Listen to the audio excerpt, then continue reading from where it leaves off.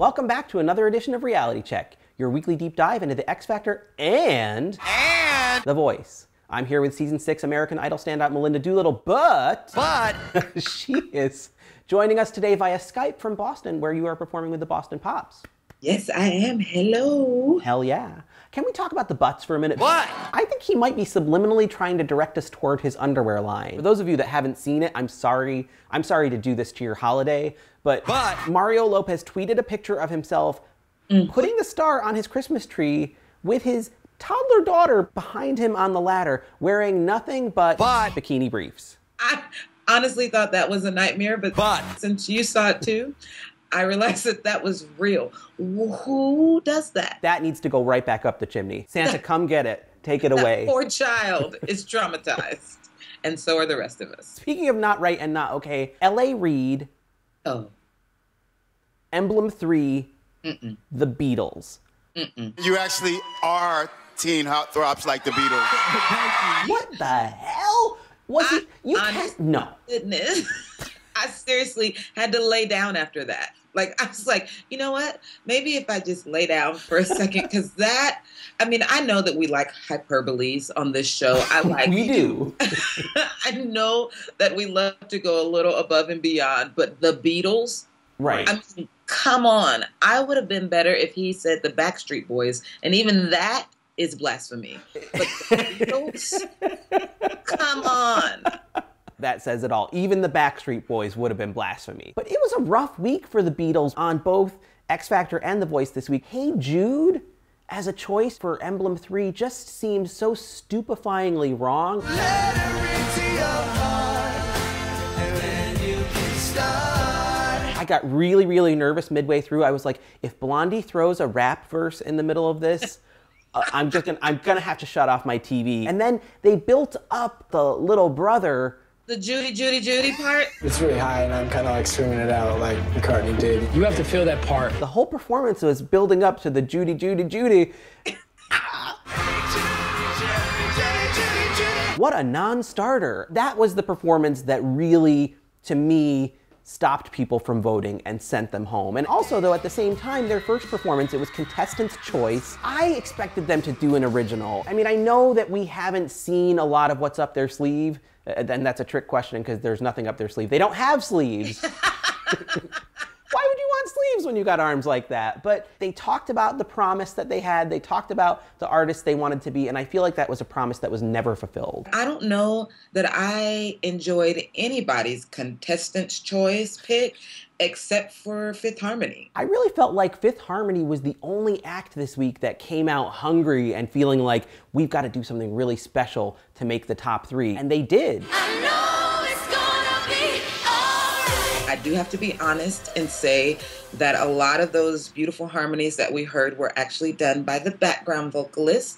Thank you, Todrick Hall. But I loved them, and I loved how they came together as a group. I loved the just minimal choreography. They don't need a lot, but just a little bit. And it was tight and just really cool looking. I was proud of the girls. I was concerned for their second song that Simon was actively sabotaging them by giving them Impossible a second time, because just a week prior he was complaining that Diamond repeated her audition song. I actually wish that you had chose a different song because we have heard you sing this before. A week later he has his own act repeat their Judge's House song. He clearly wanted them out of there, but you know, they fought their way through. It was interesting. I was a little worried after the Wednesday night show about Tate, and I was worried during the Thursday night show about Carly, mostly because of Britney's amazing faces. Like Fifth Harmony goes through and she's like, and then Tate goes through and she's like, who? Tate? She's never heard of Tate, by the way.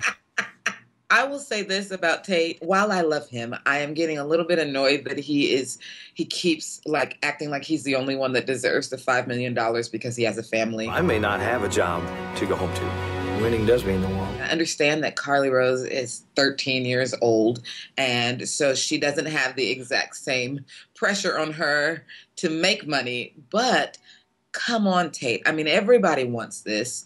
You just took a camera on your anniversary to try to make me vote for you. And now I'm sad. I felt like with Carly Rose and Tate this week, I don't feel like either of them really hit their peaks this week. I think they both kind of took a little step back, especially Carly Rose, and especially on Imagine. Like I said, not a great week for the Beatles, not a great week for John Lennon.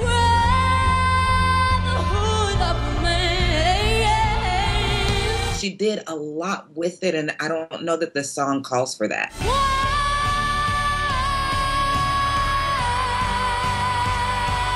I didn't even really love Your Song that much, and I felt like, again, you know, if you're her mentor, are you gonna really have her cover 2 songs from the early 70s back to back? And Tate this week, I feel like if Tate really wants to win this thing, if he really wants to feel like he deserves it the most, it's not about whether or not he's losing his job back home. It should be about, are you pushing yourself as hard as you can go to give us something we haven't seen before? And I feel like he's been on a 4 or 5 week trajectory that's very flat. I don't know what to tell him to make it not sound like everything he's already done. Maybe something so intimate that it's just him and a guitar and literally a bonfire. Try that, Tate. Sorry if it doesn't work. So Melinda, let's jump over to The Voice for a minute. Maybe it's not the exact right final 3 in terms of the whole season, but it's certainly the right final 3 out of the top 4 contestants, no? Oh yeah, Trevin. I'm trying to figure out how to say this in the best possible way. That wasn't great.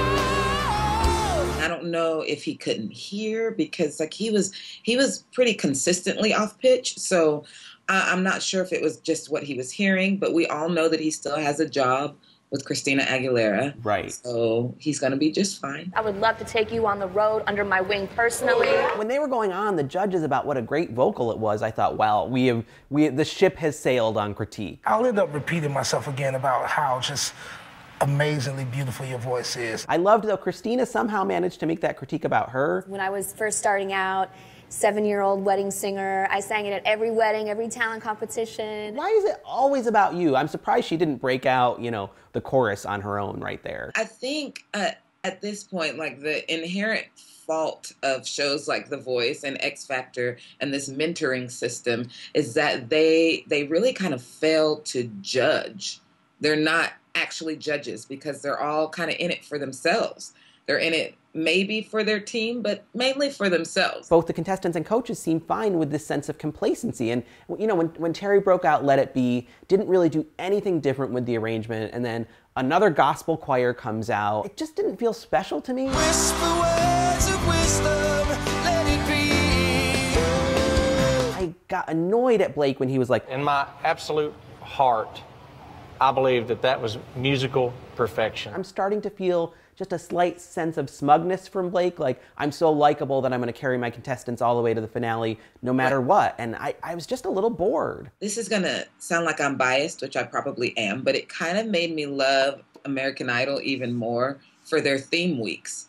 Because every once in a while you do want to hear something different. And maybe they could have picked better themes, but like if they could just make the contestants step outside of their box just a little bit, they might find something amazing that they didn't even know was there. Even though I loved Cassidy this week, it wasn't like she did anything different, but she did it great. At least the song choice wasn't what I expected. The delivery and the style were kind of the same, but at least that felt unique and special to me, that it was a song I would never have expected her to cover in a million years. It's the same old stupid boy.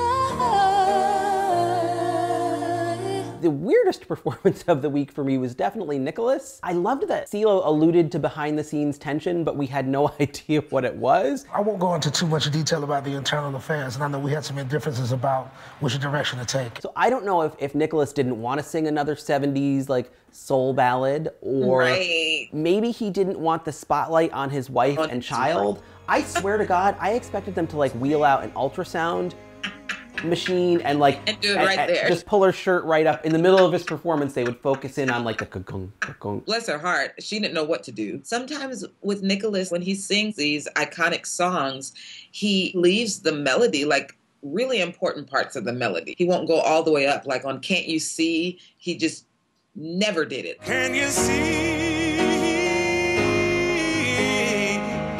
very, very glad that he made it into the top 3. So I will say that. And I'm hoping that maybe this next week that they show us something different and flashy and new and kind of turn the show on its end, you know? Yeah, if Nicholas and Terry don't cover something that was recorded in the last 10 years, they have no chance to win. That's my feeling. That's their only shot at upending Cassidy. But on the other hand, we've got to remember, The Voice has been very kind to dads. They're like, deserving father, Kevin McDermott. It's your family. That was awesome. You know, hard-working papa, Nicholas David, and then they're like, childless woman, Cassidy Pope. So I'm a little concerned for Cassidy in that department. From their body of work leading up to this point, I think it should be Cassidy. Couldn't agree more. Amanda Brown and then Cassidy as the runner-up. Exactly. That's what I would like. Amanda and then Deborah and then Cassidy. And then Lyric 145, I can't wait for them to be crowned on X Factor. Hey, I'm Miranda Cosgrove, and you're watching ENTV. Hi, I'm Kevin Williamson, and you're watching ENTV. Hello, I am Jennifer Goodwin, and you are watching ENTV.